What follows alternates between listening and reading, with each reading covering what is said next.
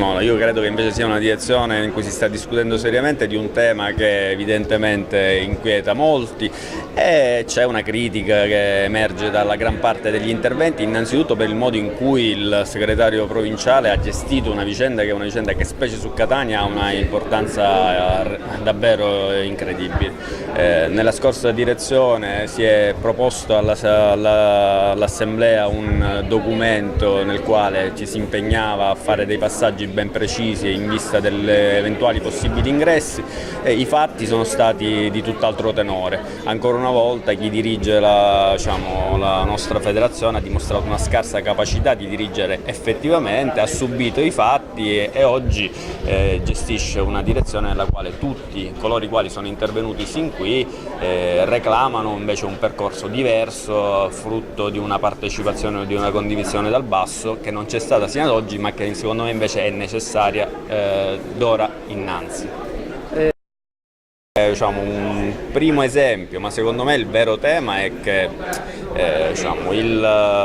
l'adesione a un partito dovrebbe essere frutto di una scelta politica. Io non ho rintracciato minimamente questa scelta politica nel percorso che è stato intrapreso dall'articolo 4. Vedo che il sindaco Bianco dice che lui questa vicenda non l'ha gestita e a quanto pare tutta colpa di Enzo Napoli, però ho visto che alla kermesse organizzata dall'articolo 4 c'era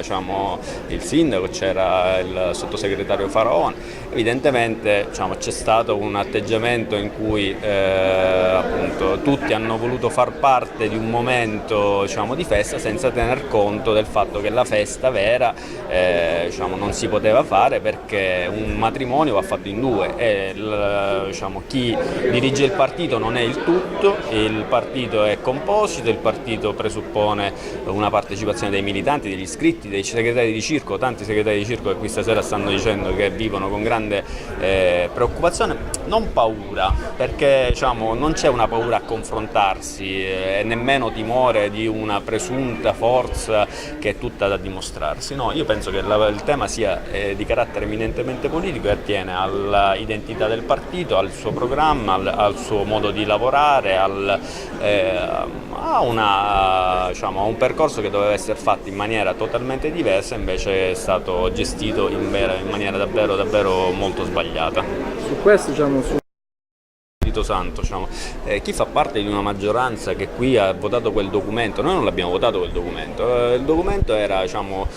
strumentale a dimostrare che una presunta forza muscolare di chi dirige a Catania, in questo momento il Partito Democratico, e dimostrare che invece c'era un gruppo, a partire da me, da Nicolò Darbart e degli altri che